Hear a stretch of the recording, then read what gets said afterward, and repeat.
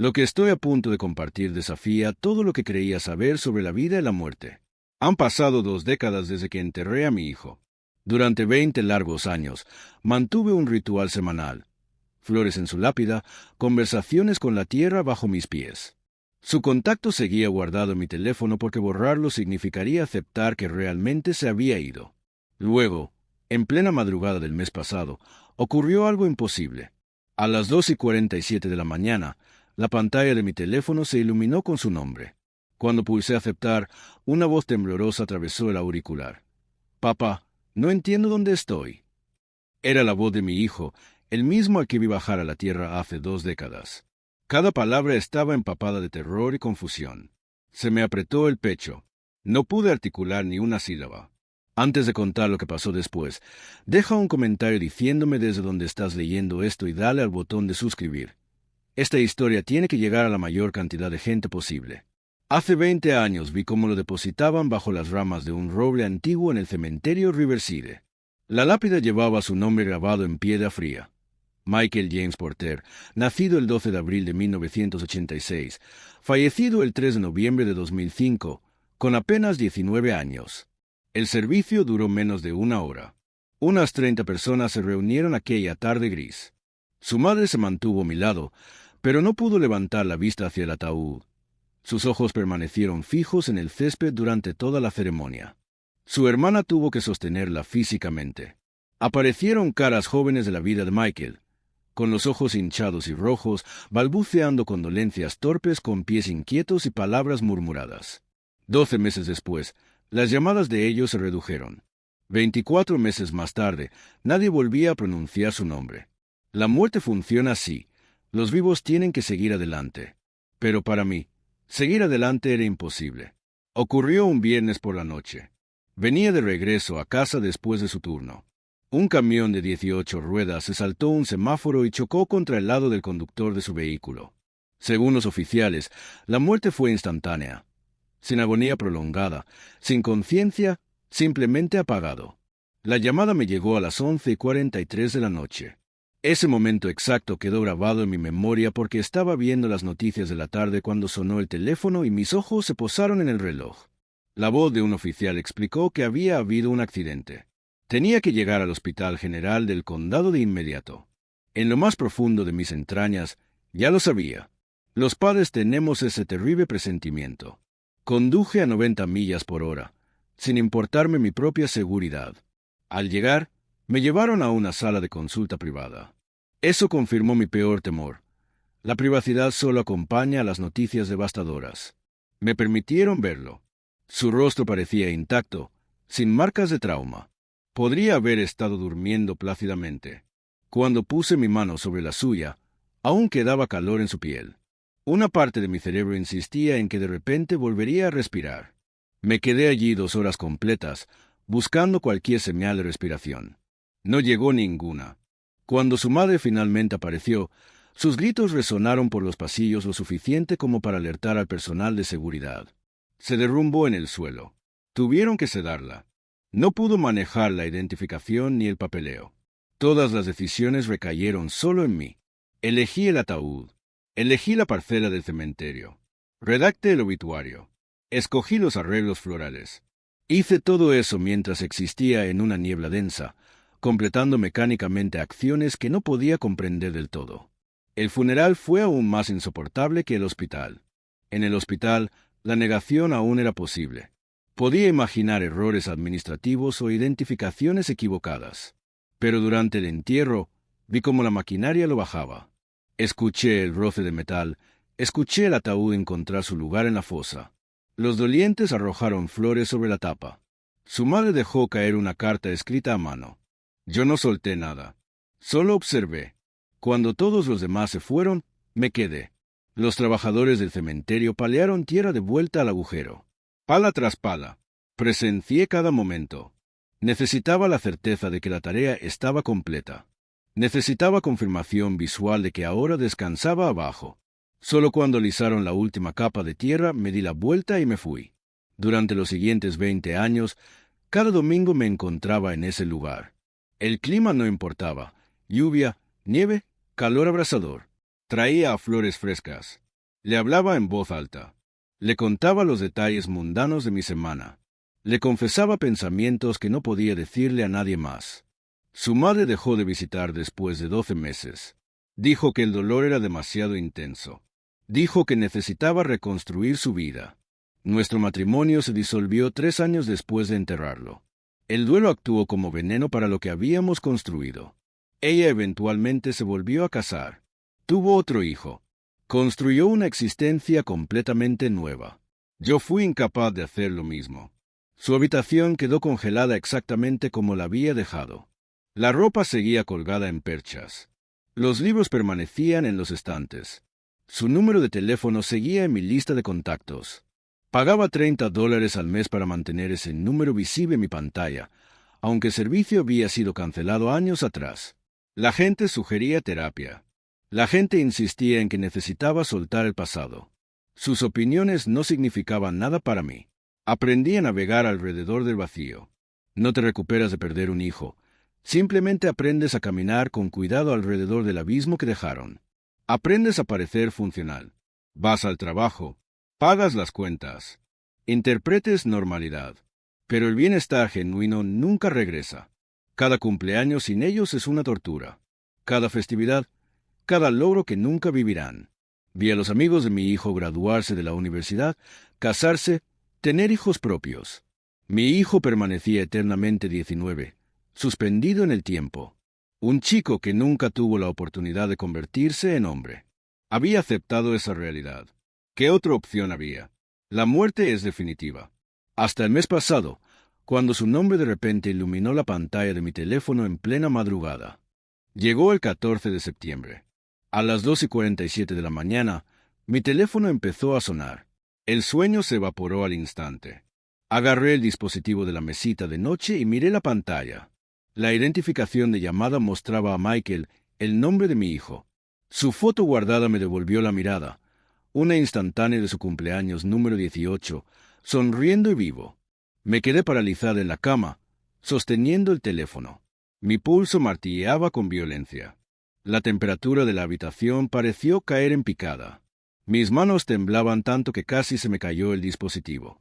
Esto desafiaba toda posibilidad. El número había estado desconectado durante 19 años. Aunque lo mantenía guardado, no había funcionado en casi 2 décadas. Lo había intentado marcar innumerables veces a lo largo de los años. Cada intento se encontraba con un mensaje grabado que decía que el número ya no estaba en servicio. Y ahora, de alguna manera, me estaba llamando. El timbre continuó. 4 veces. 5 veces. Mi cuerpo se negaba a cooperar. Mi pulgar dudaba sobre el botón de aceptar, pero presionarlo parecía imposible. ¿Y si era un error?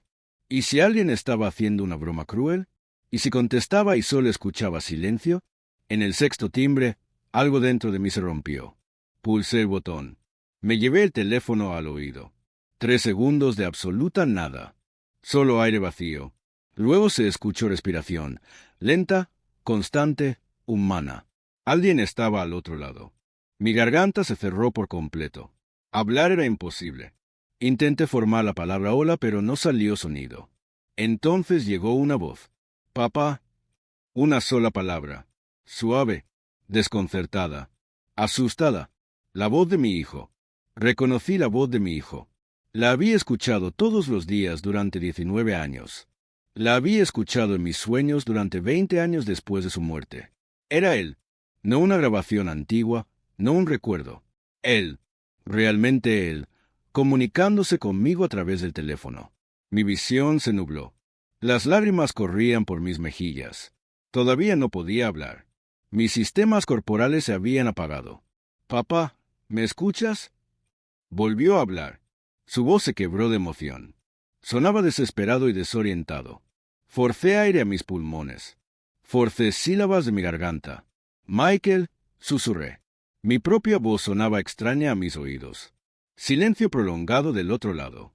Silencio largo, pesado. Luego, sí, soy yo. ¿Dónde estoy? Su pregunta no tenía sentido. ¿Dónde estaba él? ¿Qué clase de pregunta era esa? ¿A qué te refieres? Pregunté. Mi voz temblaba sin control. ¿Desde dónde me estás llamando? Más silencio. Escuché su respiración acelerarse, volviéndose pánica. No lo sé, respondió. No tengo idea de dónde estoy. Nada a mi alrededor tiene sentido. Papá, algo está muy mal. Todo se siente completamente mal. Me levanté de la cama. Encendí la luz. Necesitaba claridad mental, pero mi mente no cooperaba. Mi hijo estaba muerto. Lo había enterrado. Lo había visto sellarle en la tierra. Esto no podía estar pasando. Michael, ¿qué está pasando?, pregunté. ¿Dónde has estado? No sabía qué más decir. ¿Cómo le preguntas a alguien que lleva 20 años muerto? Hizo un sonido que parecía un sollozo. No lo sé, dijo. Recuerdo el accidente.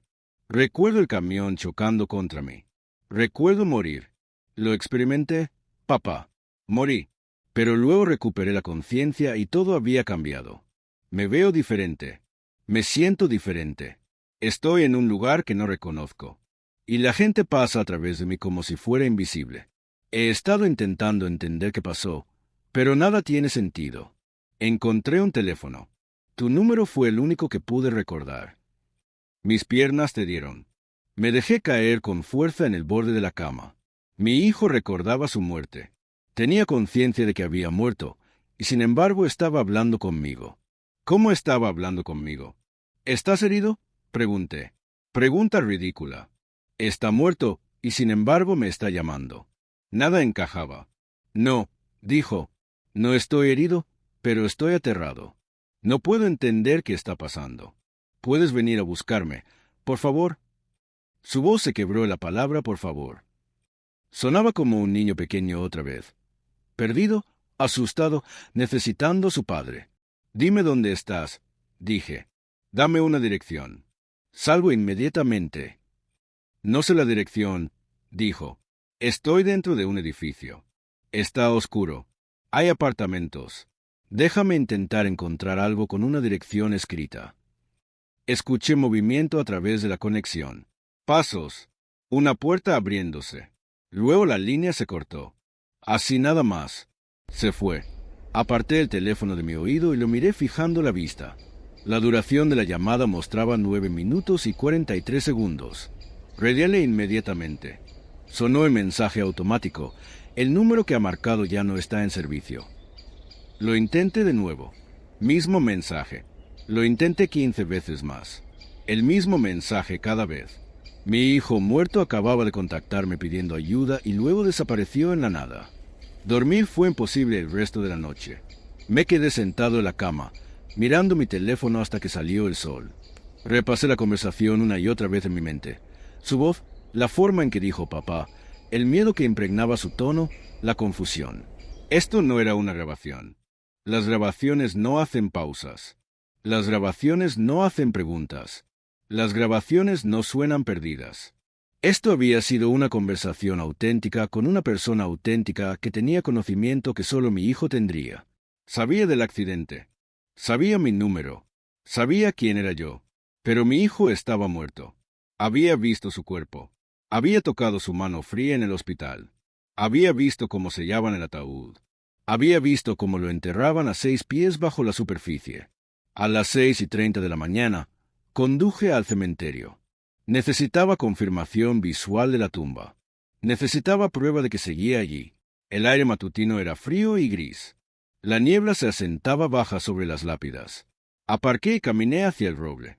Su tumba estaba exactamente como siempre, piedra gris, flores frescas de mi visita 3 días antes. La tierra parecía sólida e intacta. Nadie lo había exhumado.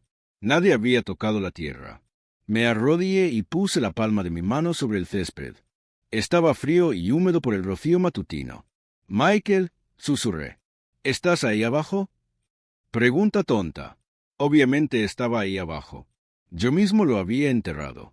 Pero entonces, ¿quién me había llamado? Me quedé en la tumba 60 minutos. No recé. La religión nunca me resonó. Solo me senté allí intentando racionalizar lo que había ocurrido. Tal vez lo había soñado. Tal vez el duelo finalmente había destrozado mi cordura después de 20 años. Tal vez estaba teniendo un colapso mental. Pero cuando revisé mi teléfono, la llamada estaba en el historial. El nombre de Michael. 2:47 de la madrugada. 9 minutos y 43 segundos. No un sueño, no una alucinación. Real. Tomé una captura de pantalla del registro de llamadas. Necesitaba evidencia. Necesitaba prueba de que no estaba perdiendo el contacto con la realidad. Luego conduje a casa y esperé. No sabía qué más hacer. Pasaron 3 días. Nada, ni llamadas ni mensajes. Apenas comí. Dormí a retazos. Mantuve el teléfono aferrado en la mano cada segundo despierto. Tenía miedo de ducharme por si me perdía una llamada. Tenía miedo de salir de casa. Mi vecino tocó la puerta preguntando si estaba bien. No respondí. Solo me senté en la sala mirando mi teléfono, ordenándole mentalmente que sonara. Al cuarto día, a las 3:15 de la mañana, sonó de nuevo. Su nombre, su foto. Contesté antes de que terminara el primer timbre. Michael, dije inmediatamente. Papá, salió su voz. Sonaba peor que antes, agotado, desesperado. Encontré algo. Encontré una dirección. Mi corazón dio un salto. ¿Dónde? Agarré un bolígrafo y papel de la mesa de centro. ¿Cuál es la dirección? La recitó lentamente. 4247 Riverside Avenue, apartamento 8, Morefield, West Virginia. La anoté. Mi mano temblaba tanto que apenas podía leer mi propia letra. Eso está a 2 estados de distancia, dije. ¿Qué estás haciendo allí? Hizo un sonido a medio camino entre risa y sollozo. No lo sé, dijo. No tengo idea de cómo llegué aquí. No sé por qué estoy aquí. Pero papá, algo está realmente mal. Salió y la gente miraba directamente a través de mí. Una mujer caminó directo hacia mí, en realidad a través de mí como si no fuera sólido. Creo que estoy muerto. Creo que soy un fantasma o algo. No eres un fantasma, dije con firmeza. No sabía si era verdad, pero lo dije igual. Me estás hablando. Los fantasmas no pueden usar teléfonos. Se rió, pero sonó roto. Entonces, ¿qué soy? Preguntó. Cuando me miro en los espejos, veo a alguien mayor. Veo un rostro que es casi el mío, pero no exactamente. Estoy tan confundido. Estoy agotado. ¿Puedes venir a buscarme? Por favor. No quiero estar más aquí. Mi garganta se cerró. Voy en camino, dije. Quédate exactamente donde estás. Salgo ahora mismo. Estaré allí en 8 horas. Puedes esperar 8 horas. Silencio. Luego, lo intentaré. Papá, tengo miedo. Esas 3 palabras me destruyeron por completo. Lo sé, dije. Yo también tengo miedo. Pero voy. Lo prometo. La línea se cortó de nuevo. Ni siquiera intenté volver a marcar. Sabía que no conectaría. En cambio, me levanté y empecé a empacar inmediatamente. Metí ropa en una maleta. Agarré mi billetera y llaves. No le dije a nadie a dónde iba. No llamé al trabajo. Simplemente subí al coche y empecé a conducir hacia West Virginia. Mi hijo estaba en algún lugar vivo. Imposible. Loco, pero me había llamado 2 veces. Me había dado una dirección. Tenía que descubrir qué estaba pasando. Aunque me destruyera, aunque estuviera persiguiendo un fantasma, tenía que saberlo. Antes de partir, hice algo que sabía que sonaría loco. Llamé a la compañía telefónica. Eran las 4 de la mañana, pero el servicio al cliente funciona a las 24 horas. Contestó una mujer con voz cansada. Le di la información de mi cuenta. Luego le pedí que revisara los registros del antiguo número de mi hijo. Preguntó por qué. Le expliqué que había estado recibiendo llamadas desde ese número. Me puso en espera. Pasaron 5 minutos, 10 minutos. Cuando volvió, su voz había cambiado, confundida ahora. Señor, según nuestro sistema, ese número ha estado inactivo durante 19 años. Fue desconectado en marzo de 2006. No hay actividad alguna, ni llamadas entrantes ni salientes, ni uso de datos, nada. Eso es imposible, dije. He recibido 2 llamadas de ese número en los últimos 4 días. Revise de nuevo. Me puso en espera otra vez. Esta vez pasaron 15 minutos. Una voz diferente contestó. Un supervisor, hombre, profesional. Señor Porter, he revisado personalmente la cuenta. El número sobre el que pregunta ha estado desactivado casi 2 décadas. Nuestro sistema no muestra actividad reciente alguna. Es posible que haya recibido llamadas de un número diferente que se mostró incorrectamente. Sentí furia subir por mi pecho. Conozco el número de mi hijo, dije. Lo he tenido guardado 20 años. Estoy mirando mi registro de llamadas ahora mismo. 2 llamadas, ambas de su número, ambas de varios minutos. El tono del supervisor se volvió cuidadoso, suave, la forma en que la gente habla con alguien que creen inestable. Señor, a veces el duelo puede hacernos percibir cosas que no están allí. Tal vez debería hablar con alguien. Un consejero o terapeuta. Tenemos recursos que podemos recomendar. Colgué. No necesitaba un terapeuta. Necesitaba respuestas. Tomé más capturas de pantalla de mi registro de llamadas. Grabé un vídeo de mi teléfono mostrando las llamadas con fecha y hora. Necesitaba evidencia. Necesitaba prueba de que no estaba teniendo un colapso mental. Luego subí al coche y comencé el viaje de 8 horas a West Virginia. Conduje sin parar. Solo paradas para gasolina. Compré café en una parada de camiones y seguí conduciendo. Mi mente corría todo el trayecto. ¿Qué encontraría en esa dirección? ¿Estaría Michael allí? ¿Estaría abandonada? ¿No habría nada en absoluto? Parte de mí esperaba llegar y encontrar un terreno vacío. Pero tenía que ir. Tenía que ver. La dirección estaba grabada en mi conciencia. 4247 Riverside Avenue, apartamento 8, Morefield, West Virginia. La ingresé en el GPS. 8 horas y 12 minutos. Lo hice en 7 horas y 12 minutos. Llegué a las 11:47 de la mañana. La dirección me llevó a un edificio de apartamentos antiguo en el borde este de la ciudad. 4 pisos, construido de ladrillo rojo, probablemente en los años 70. Pero algo se sintió inmediatamente mal. Las ventanas de la planta baja estaban cubiertas con tablas de madera contrachapada. La entrada principal tenía una cadena y candado. Un cartel naranja descolorido colgaba en la cerca circundante. Condenado. Prohibido el paso. Programado para demolición. Mi estómago se hundió. Este edificio estaba abandonado. Vacío. ¿Cómo podía Michael estar aquí? Aparqué al otro lado de la calle y lo miré fijamente 10 minutos. Esto tenía que estar equivocado. Tal vez había anotado mal la dirección. Pero cuando revisé mis notas, era correcta. 4247 Riverside Avenue. Este era. Salí del coche y me acerqué caminando. La cerca alrededor de la propiedad era de eslabones con agujeros cortados en varios lugares. Acceso fácil. Miré alrededor. La calle estaba tranquila. Nadie mirando. Me colé por un hueco en la cerca y me acerqué al edificio. La puerta principal estaba asegurada con la cadena, pero al lado encontré una puerta con cerradura comprometida. La empujé. Crujió lo suficiente como para hacerme congelar. Esperé. Ningún sonido desde adentro. Entré en la oscuridad. El olor me golpeó inmediatamente. Moho, deterioro, aire rancio.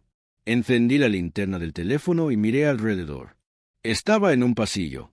Papel tapiz descascarado, alfombra manchada, graffiti en las paredes. Puertas de apartamentos colgaban abiertas a ambos lados. Caminé lentamente por el corredor, revisando los números. Apartamento 1, apartamento 2, todos vacíos. Basura en el suelo, muebles rotos, evidencia de ocupantes ilegales y usuarios de drogas. Este lugar había estado abandonado años, tal vez una década. Llegué a la escalera y subí al segundo piso. Más de lo mismo, deterioro, vacío, silencio. Inspeccioné cada apartamento. Nada, ninguna señal de que alguien hubiera estado recientemente. Subí al tercer piso. Mis manos temblaban. Mi corazón latía fuerte. Y entonces encontré el apartamento 8. El apartamento 8 estaba al final del corredor del tercer piso. A diferencia de todas las demás puertas del edificio, esta estaba completamente cerrada. Cerrada del todo, sin daños. El número 8 colgaba recto en la puerta de metal latón que parecía pulido, limpio. Me quedé frente a ella un minuto entero. Cada instinto me gritaba que me fuera, que corriera. Pero había venido por respuestas. Extendí la mano y giré la manija. No estaba cerrada con llave. La puerta se abrió suavemente, en silencio, sin crujir. La empujé y entré. Entonces mi respiración se detuvo. El apartamento era perfecto, completamente perfecto. Mientras que todas las demás unidades del edificio estaban destruidas y podridas, esta parecía habitada.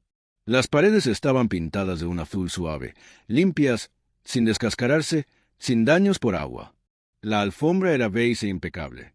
Podía ver líneas de aspiradora recientes. El aire no olía a moho. Olía a jabón y café. Caminé más adentro y mis piernas se sintieron débiles. La sala tenía muebles, un sofá marrón, una mesa de centro, un televisor en un soporte. Todo ordenado y arreglado como un apartamento normal, como el hogar de alguien. En las paredes colgaban fotografías. Me acerqué y mi visión se nubló. Eran fotos de mi familia. Yo, mi esposa y Michael. Fotos de cuando era niño. Su primer día de kindergarten.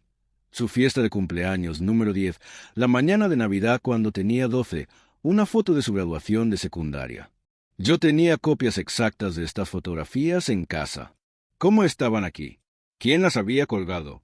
Toqué el marco con dedos temblorosos. El vidrio estaba limpio, sin polvo. Las habían colgado recientemente. Pasé a la siguiente pared. Más fotografías. Pero estas eran diferentes. Estas mostraban a Michael mayor. En sus 20, en sus 30. Fotografías que nunca existieron. Fotografías que no podían existir porque murió a los 19. En una foto, estaba frente a un edificio universitario con toga de graduación. En otra, estaba sentado en un restaurante con amigos que no reconocía. Otra lo mostraba frente a este mismo edificio de apartamentos, sonriendo, vivo, pareciendo tal vez 35 años. Saqué mi teléfono y fotografié todo. Mis manos temblaban tanto que las imágenes salieron borrosas. Tuve que apoyarme contra la pared. Esto no era posible. Nada de esto era posible. Caminé a la cocina. Platos limpios en el escurridor, una taza de café en la encimera con líquido marrón aún en el fondo. La toqué, todavía ligeramente tibia. Abrí el refrigerador. Comida dentro. Leche, huevos, sobras en recipientes. Revisé la fecha de la leche. Caducaba en 5 días. Fresca, reciente. Alguien vivía aquí. Alguien comía aquí en un edificio condenado programado para demolición. Cerré el refrigerador y noté una nota pegada a la puerta con un imán. Mi corazón se detuvo. La nota estaba escrita a mano en papel rayado. Reconocí la letra inmediatamente. La letra de Michael, el mismo garabato desordenado que tenía desde la secundaria. Quité la nota del refrigerador y la leí. Papá, si estás leyendo esto, no sé qué me está pasando. Desperté aquí hace 3 semanas sin recordar cómo llegué. Tengo identificación que dice que mi nombre es Marcus Powell. Tengo 38 años. Trabajo en una fábrica. Tengo un apartamento y una vida que no recuerdo haber vivido. Pero no es mi vida. Recuerdo ser Michael. Te recuerdo a ti. Recuerdo a mamá. Recuerdo morir en ese accidente. Sentí el impacto. Sentí que todo se detenía. Luego desperté aquí como otra persona. Han pasado 20 años, pero no recuerdo ninguno de ellos. La gente aquí me conoce como Marcus. Me han conocido por años. Pero no soy Marcus. Soy Michael, tu hijo. Creo que se suponía que estuviera muerto. Creo que algo salió mal. No pertenezco aquí. Por favor, ayúdame a entender qué pasó. Leí la nota 3 veces. Mi visión seguía nublándose con lágrimas. La doblé con cuidado y la guardé en mi bolsillo. Luego caminé al dormitorio. La puerta estaba entreabierta. La abrí del todo y miré dentro. Una cama, perfectamente tendida. Un tocador con más fotografías encima. Un armario con ropa colgada. Ropa de hombre. Talla grande. Michael usaba talla grande. En la mesita de noche había una billetera y un juego de llaves. Tomé la billetera y la abrí. Dentro había una licencia de conducir. La fotografía mostraba a un hombre que parecía una versión mayor de mi hijo. Mismos ojos, misma nariz, misma leve cicatriz en la barbilla de cuando se cayó de la bicicleta a los 7 años. Pero el nombre en la licencia decía Marcus James Powell. Fecha de nacimiento, 12 de abril de 1986, el mismo cumpleaños de Michael. Dirección, 4247 Riverside Avenue, apartamento 8, Morefield, West Virginia. Me senté en la cama porque mis piernas ya no me sostenían. Mi hijo murió hace 20 años. Lo enterré. Pero según esta licencia, había estado viviendo aquí bajo un nombre diferente. viviendo una vida que no recordaba. ¿Cómo era eso posible? Saqué mi teléfono para llamar a la policía. Luego me detuve. ¿Qué les diría? ¿Mi hijo muerto está vivo pero no recuerda haber estado vivo? Pensarían que estoy loco. Guardé el teléfono. Necesitaba más respuestas primero. Necesitaba entender qué pasó antes de involucrar a nadie más. Me quedé en ese apartamento 2 horas, revisando todo. Encontré facturas dirigidas a Marcus Powell de los últimos 5 años. Facturas de luz, de agua, talones de pago de Morefield Manufacturing, todos mostrando pagos regulares, una vida normal. En un cajón encontré un contrato de arrendamiento firmado hace 3 años. La firma de Marcus Powell, pero parecía casi idéntica a como Michael solía firmar su nombre. En otro cajón encontré registros médicos, visitas al hospital, recetas, un expediente de un neurólogo. Me senté en el sofá y examiné cada página. Los registros médicos contaban una historia imposible. Según los documentos, Marcus Powell había sido ingresado en el Hospital General del Condado el 3 de noviembre de 2005, el mismo hospital donde murió mi hijo, la misma fecha, la misma noche. Había estado en un grave accidente automovilístico, múltiples lesiones, trauma craneal. Estuvo en coma 6 días. Cuando despertó, tenía amnesia completa. Ningún recuerdo de su vida antes del accidente. Ninguna identificación encontrada en la escena. Se convirtió en un John Doe. El hospital lo mantuvo 3 semanas mientras buscaban familia. Nadie apareció.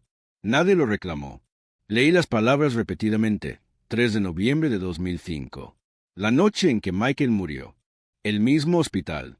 El mismo tipo de accidente. Mis manos empezaron a temblar. Seguí leyendo. Después de su alta, los servicios sociales lo ayudaron. Le proporcionaron vivienda temporal. Lo ayudaron a obtener identificación bajo el nombre que él mismo eligió, Marcus Powell. No recordaba su nombre real, así que escogió uno nuevo. Consiguió empleo. Construyó una vida desde cero. Una vida como extraño para sí mismo. Los registros mostraban años de terapia, depresión, ansiedad, trauma por no saber quién era. Pero sobrevivió. Persistió. Encontré una tarjeta de presentación sujeta al expediente médico, doctora. Sarah Chen, neuróloga, Hospital General del Condado. Marqué el número inmediatamente. Contestó una recepcionista. Pedí hablar con la doctora. Chen preguntó de qué se trataba. No sabía qué decir. Necesito preguntarle sobre un paciente llamado Marcus Powell. Dije. Es urgente. Es sobre un caso de hace 20 años. La recepcionista me puso en espera. 5 minutos después, una voz de mujer contestó. Habla la doctora. Chen, ¿con quién habló? Me llamo David Porter. Dije.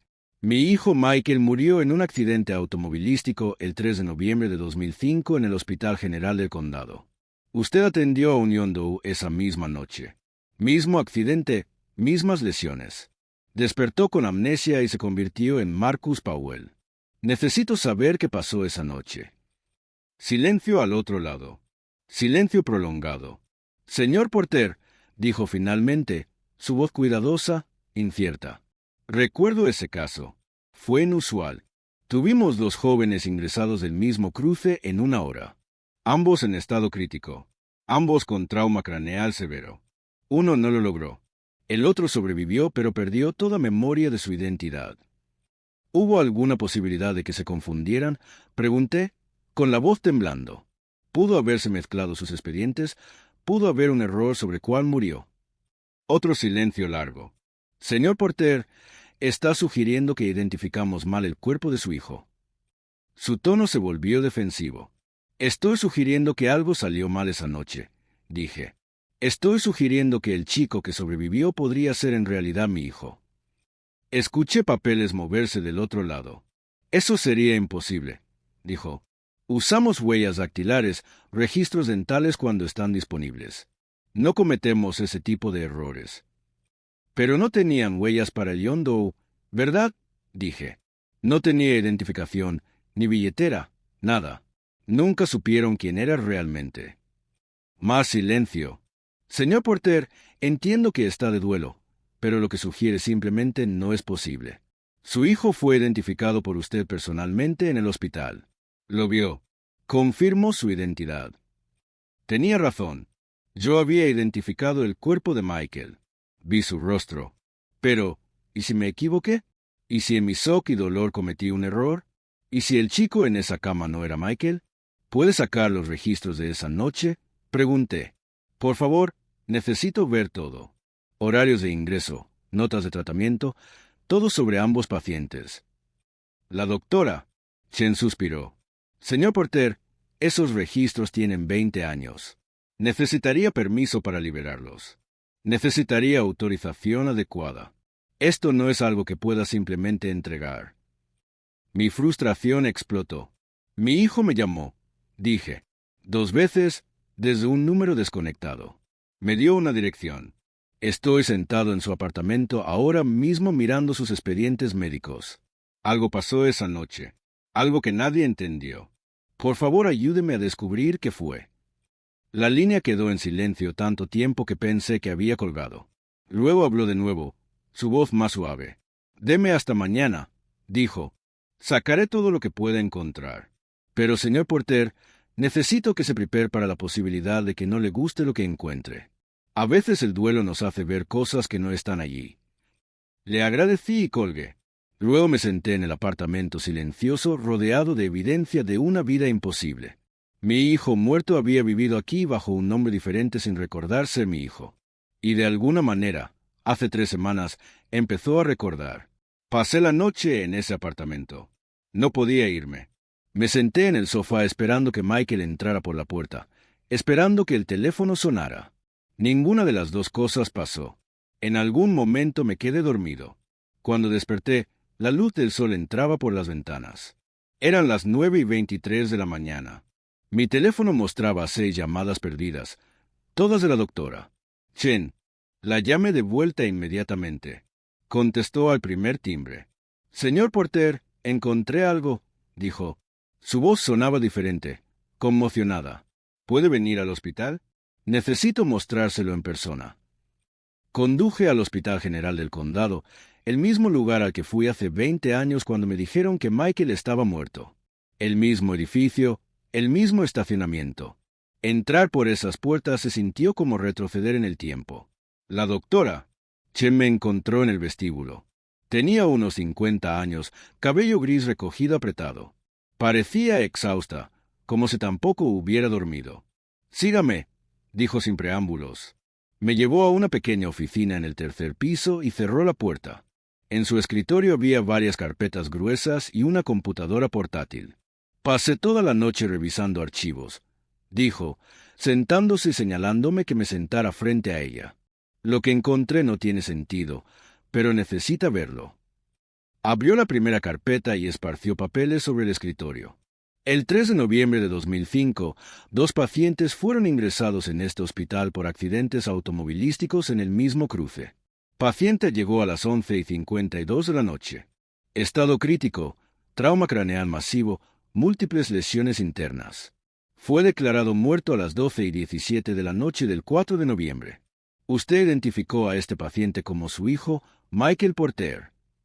Me deslizó un documento, un certificado de defunción. Michael James Porter. Ya lo había visto antes. Tenía una copia en casa en una caja que no podía abrir.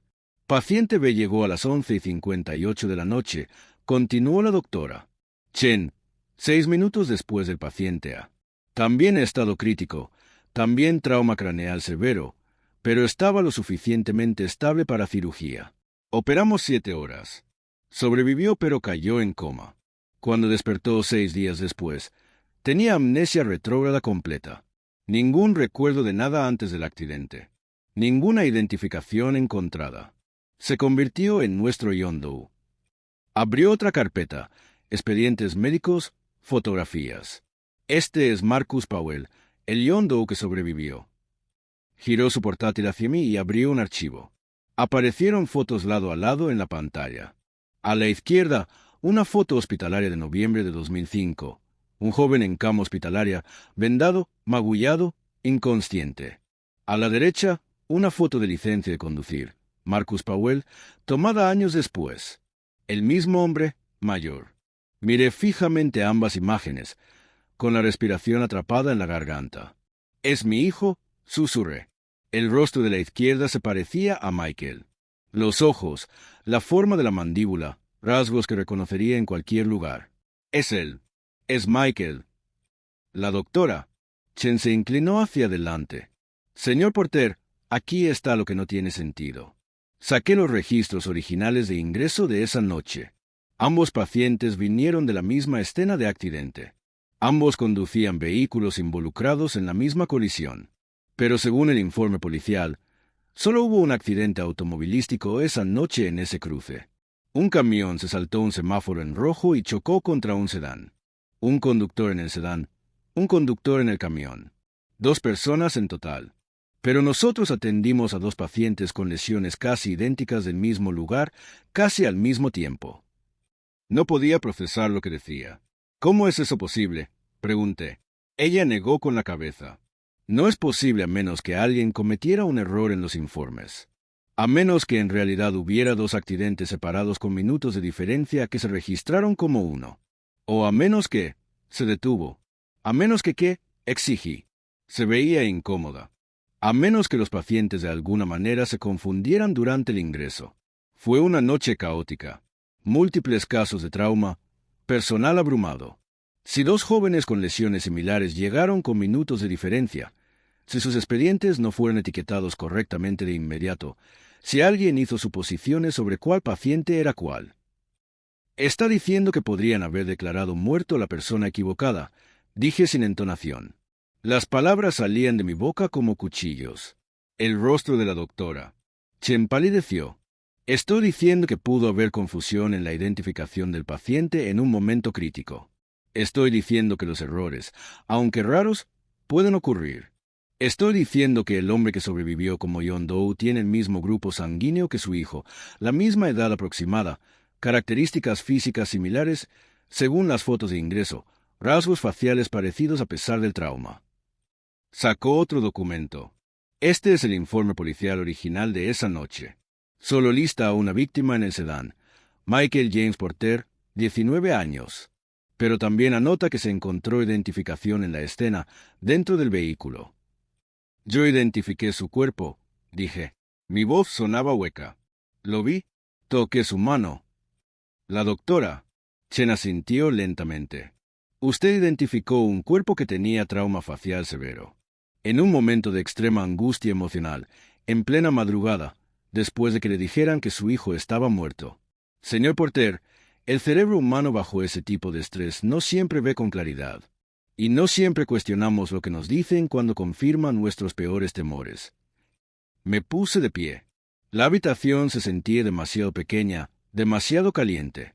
«Entonces me está diciendo que enterré a la persona equivocada, que durante 20 años he estado visitando la tumba equivocada, que mi hijo ha estado vivo todo este tiempo y yo no lo sabía». La doctora. Chen también se levantó. «Le estoy diciendo que hay irregularidades en los registros que merecen investigación. Le estoy diciendo que tal vez haya que hacer una prueba de ADN a Marcus Powell. Le estoy diciendo que lo que pasó esa noche quizás no sea tan claro como todos creyeron». Me entregó un papel con una dirección escrita. «Aquí es donde trabaja Marcus Powell. Morefield Manufacturing, turno de noche. Debería estar allí esta noche a partir de las 11. Pero, señor Porter, necesita prepararse. Si este hombre es su hijo, él no recuerda ser su hijo. Ha vivido toda una vida adulta como otra persona. Acercarse a él podría ser traumático para ambos». Tomé el papel. Mis manos estaban entumecidas. «Si hay aunque sea una posibilidad de que sea Michael, tengo que verlo», dije. «Tengo que saberlo». La doctora. Chen asintió. «Lo entiendo. He preparado un kit de prueba de ADN. Si puedo obtener una muestra, un hisopo en la mejilla o incluso un cabello con raíz, podemos compararlo con su ADN. Sabremos con certeza en 48 horas». Me entregó una pequeña bolsa plástica con un hisopo estéril dentro. La guardé en el bolsillo. «Una cosa más», dijo cuando me di la vuelta para irme. «Si este es su hijo, si Marcus Powell es en realidad Michael Porter, necesita entender que no es la misma persona que usted perdió. 20 años viviendo como otra persona cambian a alguien. Incluso si el ADN coincide, el chico que usted conocía ya no existe.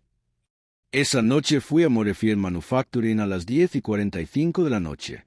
La fábrica estaba al borde de la ciudad, rodeada de campos vacíos. Un gran edificio metálico con camiones estacionados afuera. Luces brillantes iluminaban el estacionamiento. Me quedé en mi coche observando llegar a los trabajadores del turno nocturno, hombres en jeans y botas de trabajo cargando loncheras. No sabía cómo se veía a Marcus Powell ahora. Solo tenía la foto de la licencia de conducir y las imágenes del apartamento.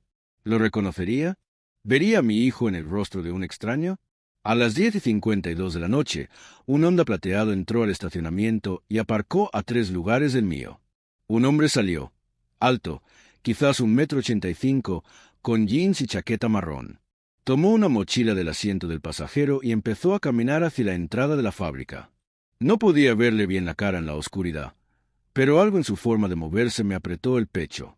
La manera de caminar, el leve encorvamiento de hombros. Michael caminaba exactamente así. Salí de mi coche y lo seguí a distancia. Llegó a la entrada y se puso bajo las luces brillantes sobre la puerta. Dejé de caminar. Mis piernas no respondían. Ahora podía verlo claramente. Su rostro, más viejo, con líneas alrededor de los ojos, mandíbula más pesada, pero era el rostro de Michael. 20 años mayor, exactamente como se vería si hubiera vivido. La misma nariz, la misma forma de la boca. Incluso la forma en que se pasó la mano por el cabello antes de abrir la puerta. Michael hacía ese gesto exacto 1000 veces. Lo vi desaparecer dentro del edificio. Luego me quedé en el estacionamiento llorando. No lágrimas silenciosas, sollozos fuertes que no podía controlar. Mi hijo estaba vivo. Tenía 38 años y estaba vivo y trabajando el turno de noche en una fábrica. Esperé en mi coche 3 horas, tratando de decidir qué hacer. No podía simplemente acercarme. ¿Qué le diría? Hola, soy tu padre.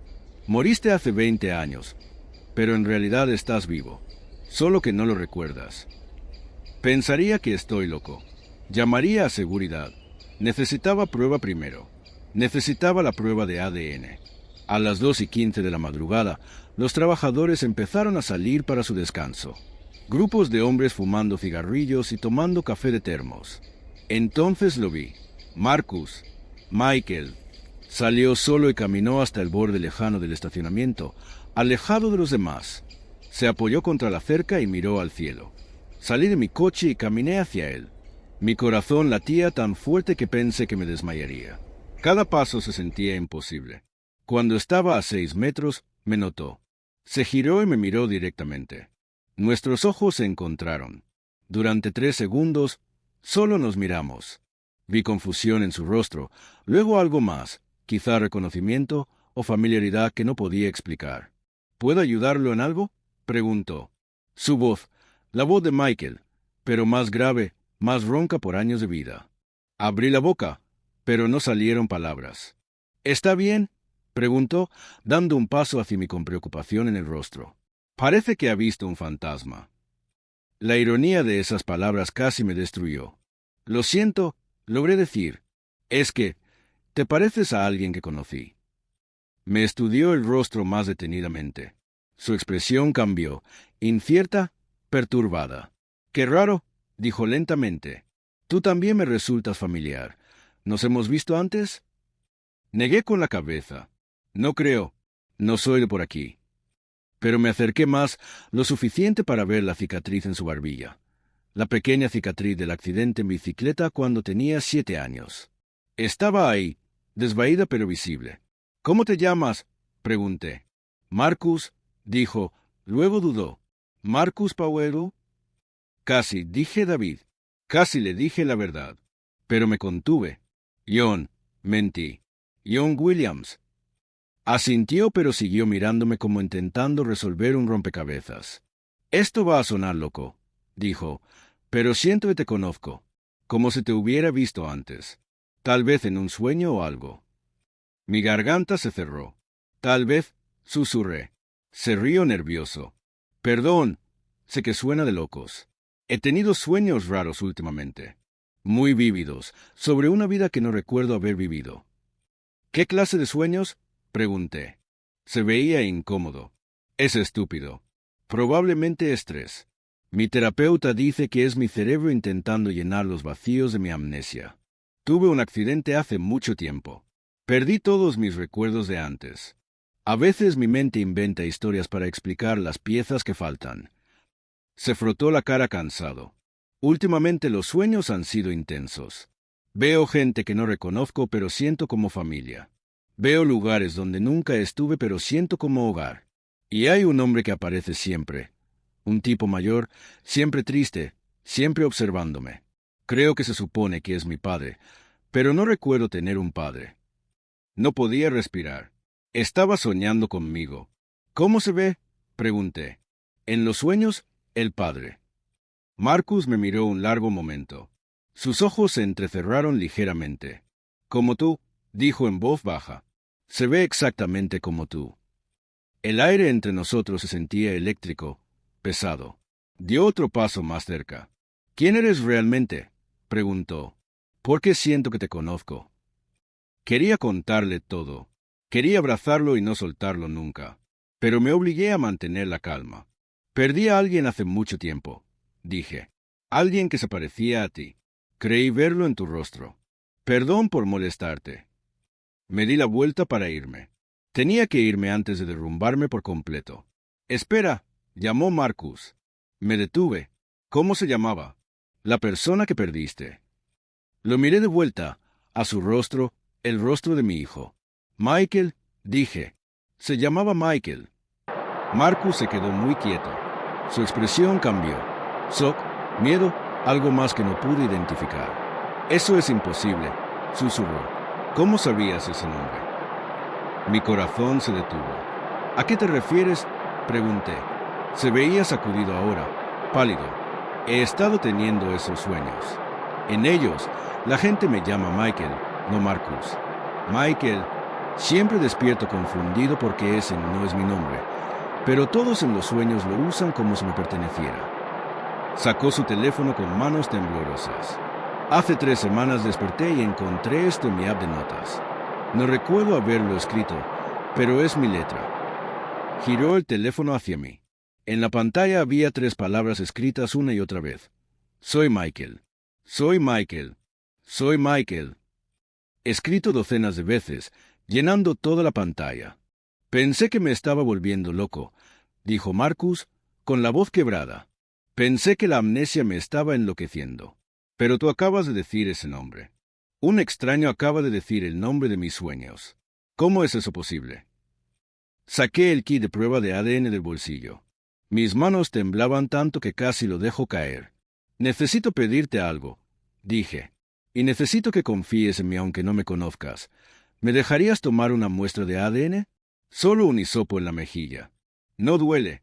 10 segundos. Marcus miró el kit, luego a mí. ¿Por qué?, preguntó. ¿Qué está pasando? Miré sus ojos, los ojos de Michael. Porque creo que eres mi hijo, dije. Creo que eres Michael, y creo que has estado vivo todo este tiempo. Marcus no se movió por un largo rato. Solo me miró con una expresión que no pude leer. Miedo, confusión, algo que parecía casi esperanza. Tu hijo está muerto, dijo finalmente, con voz plana, cuidadosa. Dijiste que lo perdiste. Eso significa que se fue. Asentí. Las lágrimas corrían por mi cara y no las sequé. Lo enterré hace 20 años, dije. Vi cómo lo ponían en la tierra. Visité su tumba cada semana durante 2 décadas. Pero hace 3 semanas me llamó. 2 veces.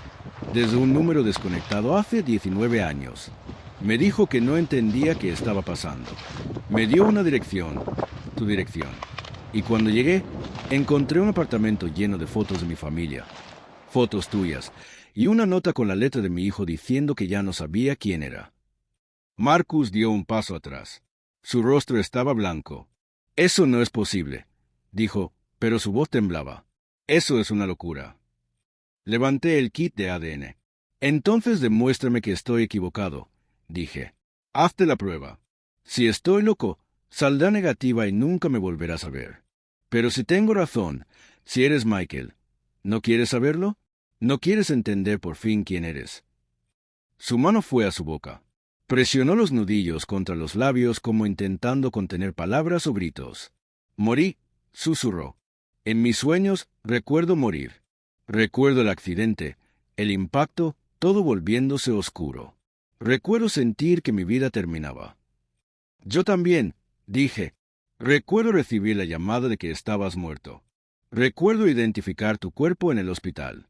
Recuerdo cada segundo de tu funeral. Pero, ¿y si ambos estábamos equivocados? ¿Y si esa noche pasó algo que nadie entendió? Marcus cerró los ojos. Cuando los abrió, estaban húmedos.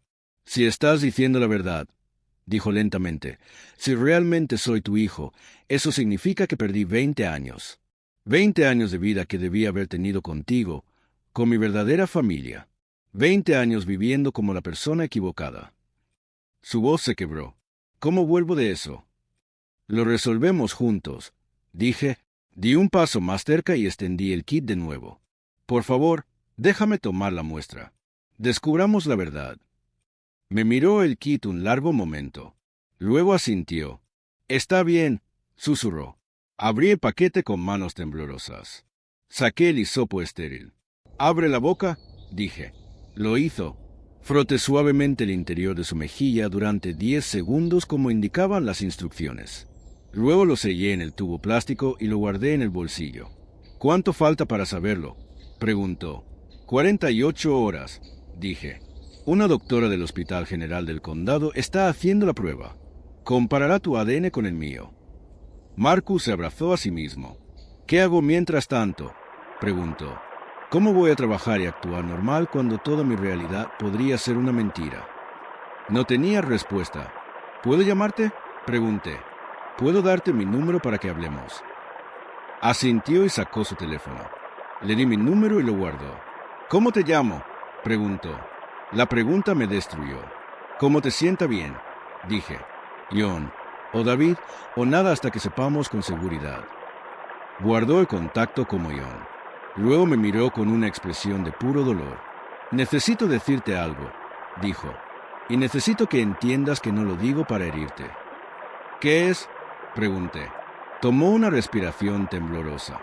Si la prueba sale positiva, si realmente soy tu hijo, no recuerdo ser él. No te recuerdo a ti. He vivido como Marcus Powell 20 años.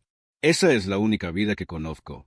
Aunque el ADN diga que soy Michael Porter, no sé si puedo volver a ser él. No sé si esa persona siquiera existe todavía. Las palabras fueron como un golpe en el pecho. Pero tenía razón. Aunque fuera Michael, no era el Michael que perdí. Ese chico de 19 años se había ido para siempre. Lo entiendo, dije. Mi voz apenas funcionaba. Solo necesito saber la verdad. Lo que pase después, lo enfrentaremos. Asintió. Luego hizo algo que no esperaba. Extendió la mano y tocó mi hombro. Solo un segundo. Lo siento, dijo, por lo que has pasado, por lo que perdiste. Sea yo el o no, lo siento. Luego se dio la vuelta y caminó de regreso a la fábrica. Lo vi irse. Me quedé en ese estacionamiento hasta que salió el sol. 2 días después, me llamó la doctora. Chen. Estaba de vuelta en ese apartamento, quedándome allí, esperando los resultados. Cuando sonó mi teléfono, no pude contestar en 3 timbres.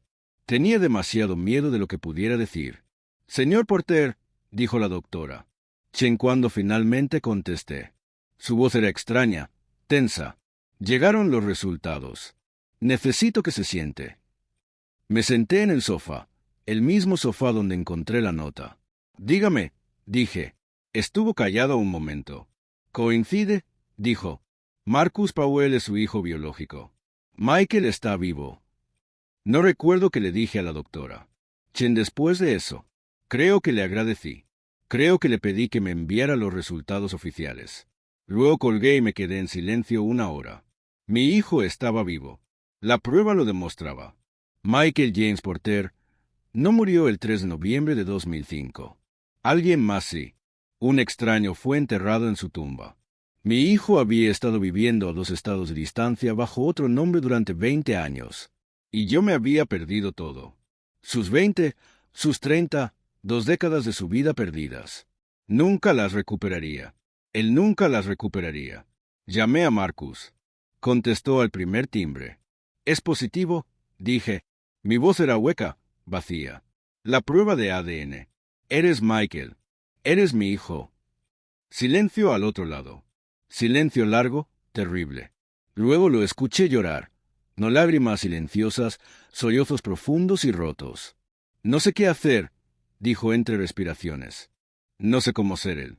No lo recuerdo. Lloré yo también. Nos quedamos al teléfono llorando juntos 10 minutos, sin hablar, solo respirando y llorando e intentando procesar algo que no se podía procesar. ¿Puedo verte? Pregunté finalmente. ¿Podemos encontrarnos en algún lado y hablar? Estuvo callado un momento. Sí, dijo. Sí, necesito verte. Necesito intentar entender esto. Nos encontramos en un diner 2 horas después. Llegué primero y me senté en un reservado junto a la ventana. Cuando entró, me puse de pie sin pensar. Me vio y se detuvo. Nos miramos a través del restaurante. Luego caminó despacio y se sentó frente a mí. De cerca y a la luz del día, podía ver a Michael tan claramente en su rostro. Pero también podía ver al extraño en que se había convertido. Las líneas, el desgaste, la vida vivida sin mí. No sé por dónde empezar, dijo. Su voz estaba ronca de tanto llorar. He pasado toda mi vida adulta sin saber quién era. Y ahora lo sé. Pero no se siente real. Se siente como algo que le pasó a otra persona. Asentí. Te enterré, dije. Te lloré. Visité tu tumba cada semana. Mantuve tu habitación exactamente como la dejaste. Y estabas vivo todo el tiempo. Puso el rostro entre las manos. Lo siento tanto, dijo. Sé que eso no significa nada. Sé que lo siento no arregla 20 años. Pero lo siento por lo que tuviste que pasar. No es tu culpa, dije. Nada de esto es tu culpa. Algo salió mal esa noche. El hospital mezcló las cosas. Despertaste sin saber quién eras, y nunca lo descubrieron. Nadie tiene la culpa. Pero incluso mientras lo decía, sentía rabia. Contra el hospital, contra la policía, contra quien quiera que cometió el error que nos robó 20 años a ambos. ¿Qué hacemos ahora?, preguntó Marcus. ¿Cómo seguimos adelante desde aquí? No tenía respuesta. No lo sé, dije honestamente. Eres mi hijo. El ADN lo prueba. Pero también eres Marcus Powell. Tienes una vida, un trabajo, una identidad. No puedo pedirte que renuncies a eso y te conviertas en alguien que no recuerdas ser. Me miró con ojos húmedos. Pero quiero intentarlo, dijo. Quiero saber quién era. Quiero conocerte a ti. Quiero entender la vida que perdí. Aunque nunca pueda recordarla del todo, quiero intentarlo. Esas palabras me dieron algo que no había sentido en 20 años. Esperanza. Entonces vamos despacio, dije. Pasamos tiempo juntos. Hablamos.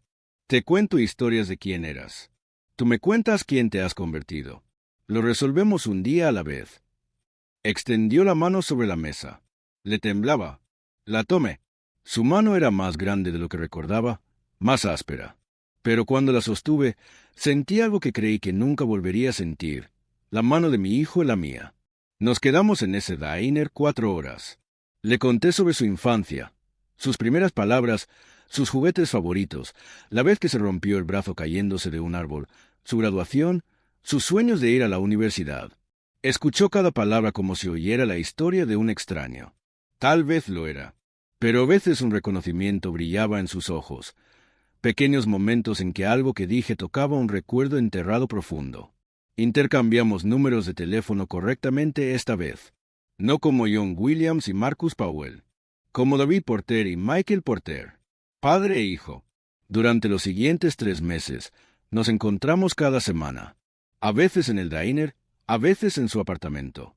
Una vez vino a mi casa y vio su antigua habitación. Se quedó en la puerta mirando los pósters en las paredes y los libros en los estantes. Se siente como un museo, dijo en voz baja, como si estuviera mirando artefactos de la vida de otra persona. Le conté sobre su madre, cómo se había vuelto a casar, cómo había seguido adelante.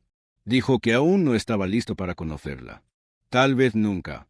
Algunas heridas eran demasiado profundas. Lo entendí. Contacté al cementerio y hice examinar la tumba. El cuerpo enterrado allí fue analizado. Pertenecía a un joven de 19 años llamado Christopher Hayes, un fugitivo sin familia, nadie que lo buscara. Había muerto en el lugar de mi hijo y fue enterrado con el nombre de mi hijo. Hice trasladar sus restos a una tumba adecuada con su verdadero nombre en la piedra. Las llamadas cesaron después de que llegó el resultado del ADN. El número de Michael nunca volvió a sonar. Lo que sea que las causó, lo que sea que esa cosa imposible que cruzó 20 años para juntarnos, había terminado. Nos había traído de vuelta. No como lo había imaginado. No como el chico que perdí, sino como el hombre en que se había convertido. Nunca recuperaríamos el tiempo perdido. Nunca tendríamos esos 20 años. Pero teníamos el ahora. Teníamos el mañana. Teníamos una segunda oportunidad que no debería haber existido. Enterré a mi hijo hace 20 años. Lo lloré. Visité su tumba. Creí que se había ido para siempre. Luego me llamó desde más allá de la muerte y dijo que solo estaba perdido. Y yo lo traje de vuelta a casa.